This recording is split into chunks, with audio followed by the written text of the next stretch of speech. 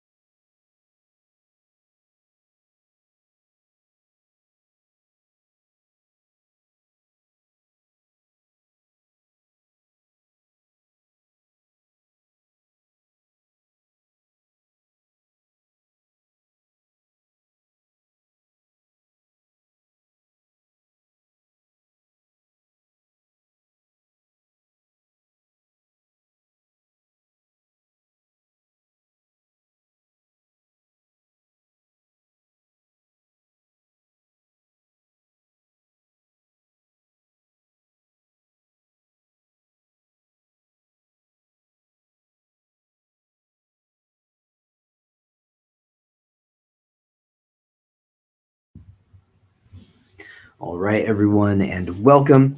So, today we're looking at a couple of special deals. These are going to be in Thousand Oaks and Westlake area, and we're going to see if there's anything that we could do to help them sell better. Now, the market is going weird, and you will notice that the homes that are expiring are typically on the higher end. The more affordable stuff does tend to stick around for a little longer. But sorry, the ones on the low end tend to sell a little quicker. The ones on the high end take a little longer. But they're still selling for the most part. A lot of the people that are in the higher price range that aren't selling, um, their neighbors are selling, right? So there's not really any good excuse as much as people do like to use the excuses.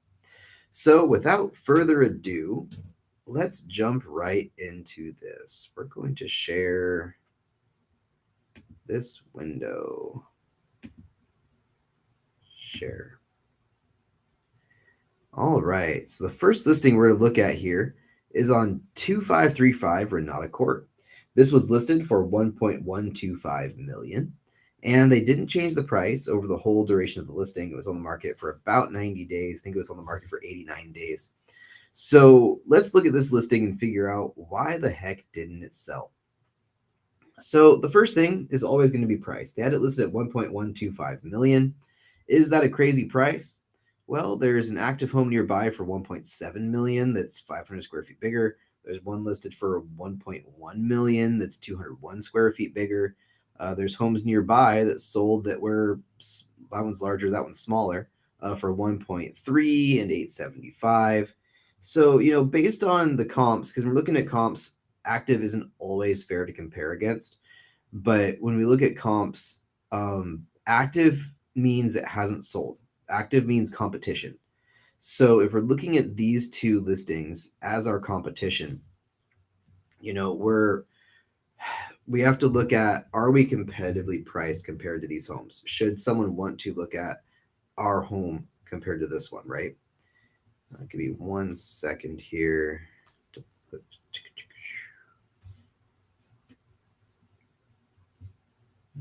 library channel live now. Wonderful. So, when we're looking at these as competition, there's two parts. First of all, how long have they been competition? And second of all, in terms of competition, would you pick the home that's listed over this home, right? So this home is 201 square feet smaller.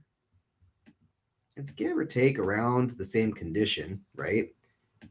It is a townhouse. Is the one we're looking at a townhouse? We're not at a townhouse. It is a townhouse. So these are both townhouses. So, this is in great shape. 201 square feet smaller and listed at 1.175. So there's a $50,000 price difference. Ours is actually more affordable. So when we're looking at the active options on the market, I think that we had the best offer, compared to these two. Now, compared to sales, that one was larger, sold for 1.3. So I don't know if we should mess with the price necessarily. Okay, I don't know that it was necessarily a bad price. But what I do know is that when you list at 1.125, you kind of get into what we were talking about before, which is you need to look in price ranges. So when we have this guy here in the 1.175 versus us being in the 1.125, we're in that same bracket of people looking from 1.1 to 1.2, right? Versus when you have homes like this, I always say they should change that price to 1.7 million, because if you're at a round number, you're not going to catch the people looking at 1.7 plus, right? So, I don't hate the price. I think it's probably the right price range. I would have probably been happier to see it at like 1.1 million. That extra $25,000 doesn't really make a difference in terms of what you're going to get in your pocket, but it can make a big difference in terms of what people are looking at. But overall, I'm going to say the price wasn't awful. Even Zillow agrees that it should be around 1.1 million, right?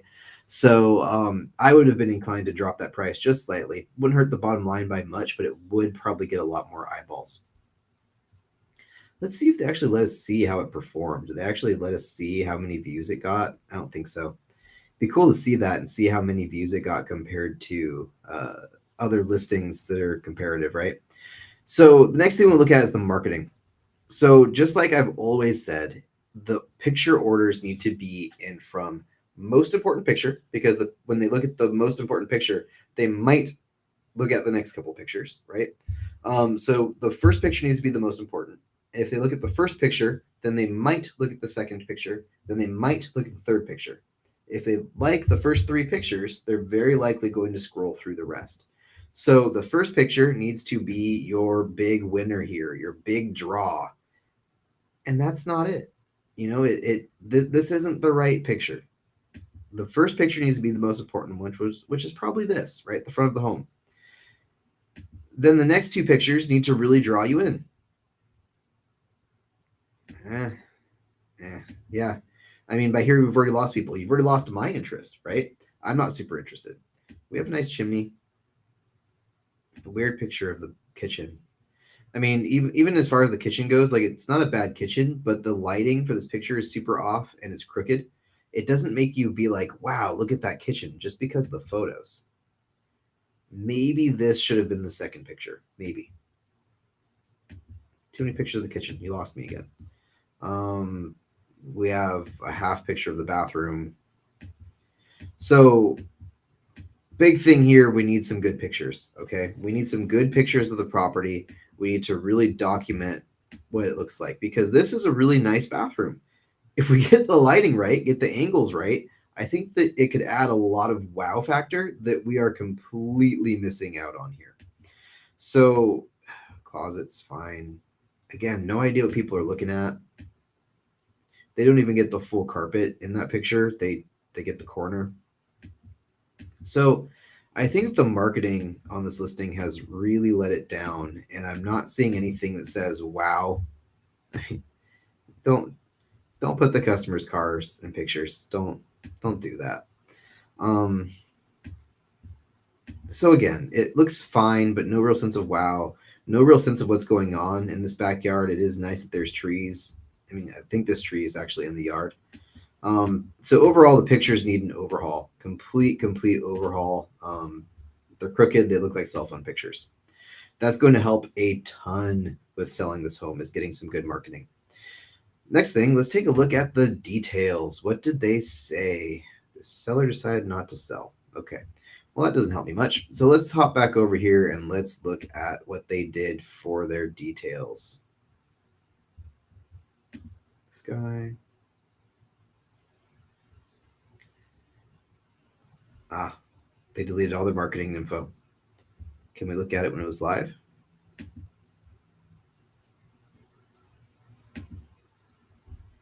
Yeah, well, let me even see it when it was live. Ah, here we go. There's a tenant in the property with a lease until January 2024. So just to top it off, we're dealing with a listing that didn't have a great property description. It had a tenant in there until January of next year. Most buyers don't want to buy a home unless unless the price is right.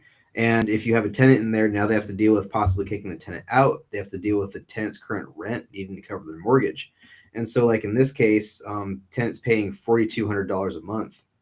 What might be kind of fun is if we take a look at this and we look at, is it estimate details, repair costs. This isn't going to work very good, is it? Usually they have a mortgage calculator on here.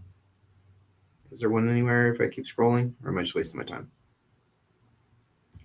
Regardless, I don't believe that $4,000 mortgage or $4,000 rent would pay for the mortgage. So if you bought this home, you'd be in the hole out the gate. Then on top of that, you're in the hole while you wait for the tenant to get out, and then you hope the tenant gets out.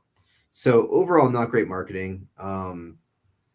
Tenant in property, which is also really weird now that I start thinking about it, because the pictures are vacant. So do they get a tenant in when they start the listing? They started the listing in like February. So they must have like listed it and then immediately got a tenant in the home. So why didn't this listing sell? A lot of problems. Problems with the marketing, problems with the tenant. I mean, you go down the list of all the things that you need. You need to have the home priced right. You need to have a home pictured well. You want 3D and as much documentation to make the home visible as possible. You want to make the showings as easy as possible, and you want to make it as easy as possible for a buyer to move in.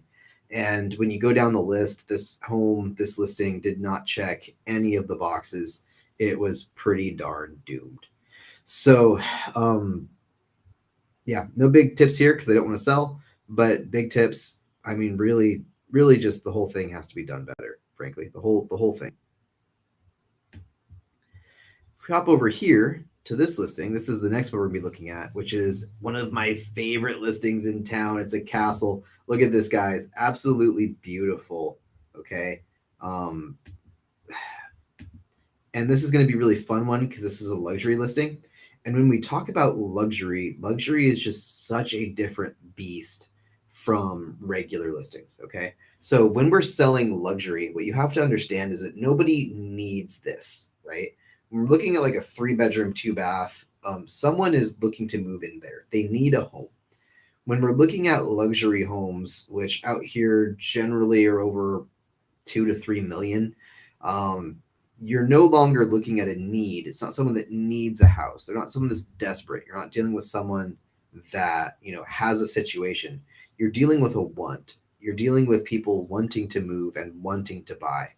So the whole marketing aspect and the whole way you handle this entire situation changes dramatically. The audience you're targeting changes, what they're looking for changes, how we negotiate changes. So when we're marketing these, we have to look at it a little bit differently. The same marketing concepts apply, but you have to keep in mind the ideal customer is a little bit different. Okay. So first of all, asking price of $12 million. When we look at the neighbors, I don't think we're out of line. Average of pending comps is 12 million. The nearest active is going to be a $15 million home. There's one that's pending. Yeah, pending for 12 million, an active for 17 million, and for 15 million. When we're looking at the square footage too, it's going to be a little bit less important because there's going to be a lot of other factors like the land and amenities. So running comps, pound for pound is really, really hard. It's not like a normal house where all the lots are the same size and the inside is more or less the same stuff, right? So in terms of price, I would say we're in the right ballpark. They did list for 12.5 million. I think that this guy is closer to on track, right? I think that it should probably be listed for a round number, like say 12 million, because just like with normal home buyers, luxury buyers are looking in brackets as well. You might catch someone looking for up to 12 million if you drop it slightly. Then you catch the 12 to 13 million folks or whatever brackets they're looking in. So I would probably adjust the price slightly, but not by much. Now, when we look at the actual listing, again, the things we're looking for is a really good first picture. Next two pictures should be the next best two pictures to showcase the features of the property. We want to be looking at a really well written property description that has keywords in it. We want to look for just general marketing stuff here. Okay. So when we look at this listing, we've got the first picture, which is beautiful. Second picture, still the outside.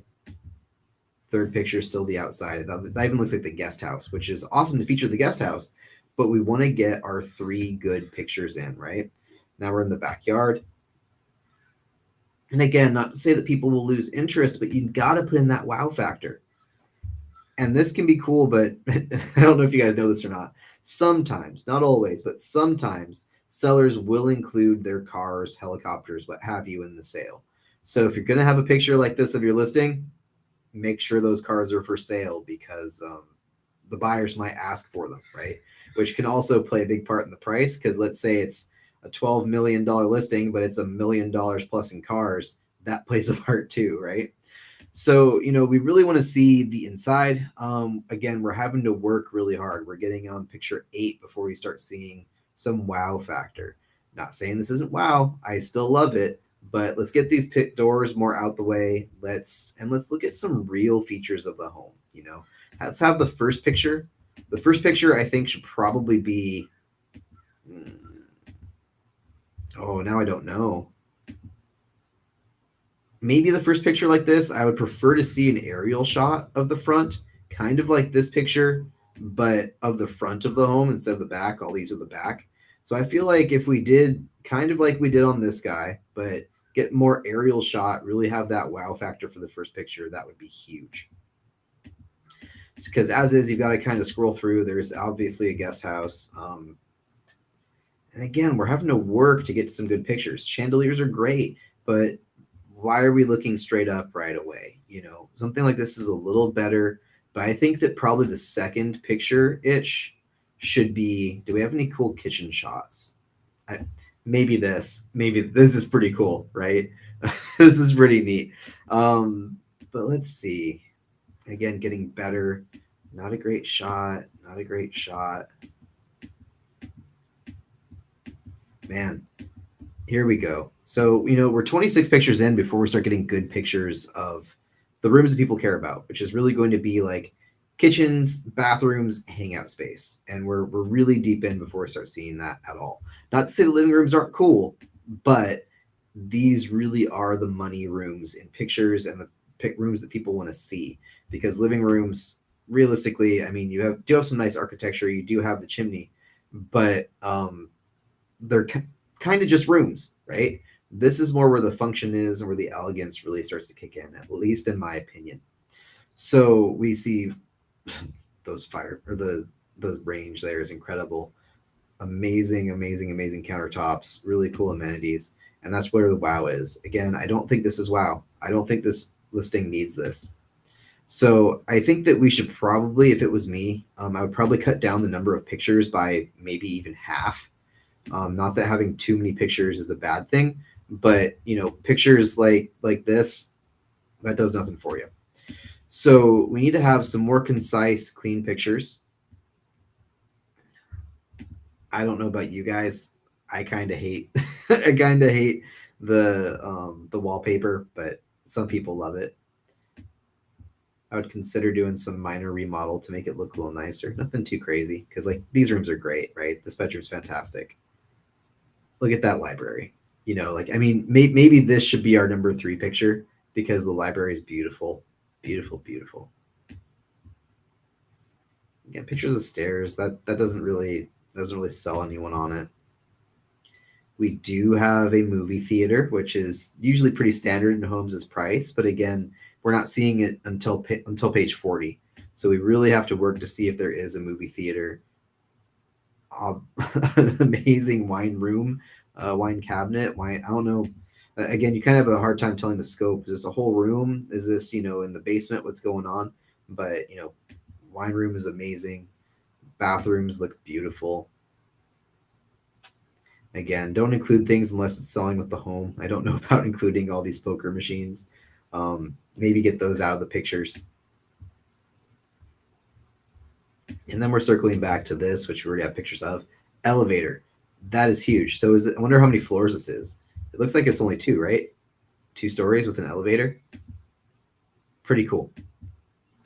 So, in terms of pictures, not that the pictures are bad, but why isn't this in the front? This is amazing, right? Your bathroom's beautiful. Why isn't this on picture number 2, number 3? Why are we waiting, making people click through 50 pictures before they see that? Because even me doing this video here, I want to check out already. Wonderful bathroom. I mean, there's so much to see, but it's just not in order. So we can do the pictures better, and I think that doing the pictures better will make a big difference. With luxury homes, we tend to have people that value their privacy. So, I would be tempted to do 3D and, have a 3D walkthrough of the home. I would be tempted to do a floor plan of the home. There's always some concern with security and stuff like that. So you do have to take it by case basis. But most people in the luxury price range looking at a home like this, they don't really want to go and look unless they're serious. And so if we can make it more visible with the 3D, with videos, with stuff like that, a lot of time we can bring in buyers that are not necessarily interested just in the pictures. If we look at the details, what did they put for the property description? Welcome to the stunning estate in the guard gated country club estates. Welcome to the stunning estate in the garden. Okay. Set behind extraordinary private gates, no expense has been spared on this Ron Firestone designed Chateau Saint-Elo. Old world craftsmanship materials with that throughout. Transport to a bygone era of affluence and romance. The grand. So when we're looking at property descriptions, we're looking for a couple things. We're looking for, are they using keywords so that people can find this home if they're looking for something specific? Like, in the modern age, everything is like Google, and it is online, and there are it's all about SEO and being able to Google something and search something and find it, right? So like in this case, we want to put in words that people may be looking for. For example, the guard gated, right? Old world craftsmanship. So they're doing a good job of throwing in gourmet kitchen. They're throwing in these words for those searches, which is fantastic. The other half is that the people that look at this home need to feel attached and feel interested by the writing here. It needs to be romantic, right? So I feel like for a lot of property descriptions, rather than saying like, welcome to this house that has a kitchen, 3-bedroom, 2-bath, and featuring, all of these items that are obvious from just the basic property info above, we want to put in things that really make this place shine. Is it quiet? Is it loud? Is it private? Is it great for parties? Is it elegant? In this case, this home is probably more going to be for the elegant marketing appeal here, more so than for a really targeted generic like have a party thing. But whatever your theme is for your listing, you want to try to push the cool features, right? You want to try to push the things that they can't see. A really big thing they did really well is the additional 5-bedroom suites, including parlor, right? They're throwing in details for how big things are and things that aren't super obvious. Um, plus 5 additional bedrooms, including one parlor. I'm wondering if that is the guest house. But either way, you should have, two bath guest house. There it is. Two bath guest house has complete privacy. Another thing that you want to throw in is going to be how big each part of the property is. Is the house a certain number of square feet and the guest house a certain number of square feet? Because often we look at these as like 16,000 square feet. It's not super obvious how much of that is the main house, how much of that is the guest house or other buildings in the property. So you do want to try in the property description to break down that like guest house. So upstairs says mother-in-law suite, so it's upstairs approximately 1,000 square feet. They should have done the same thing with the main house. Maybe the main house is 15,000 square feet or 14,000 square feet, and the guest house is this many square feet. So they should have that broken down because that really does help people when they're looking, if they're interested or not.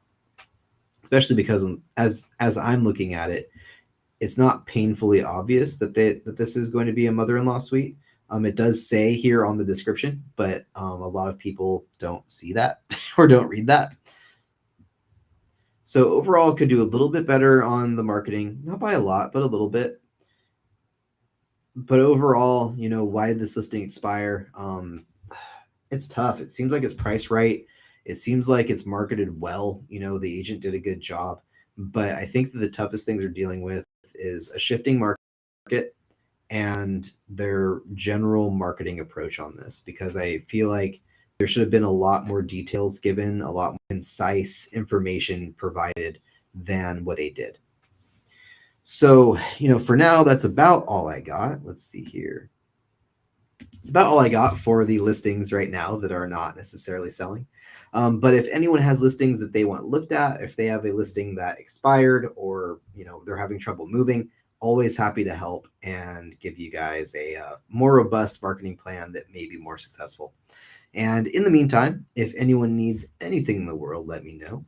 It looks like we haven't had too many people tune in this time, which is okay. But if you have any questions, put them in the comments down below. I'd love to help you guys out with all your real estate needs. And I will talk to you next week.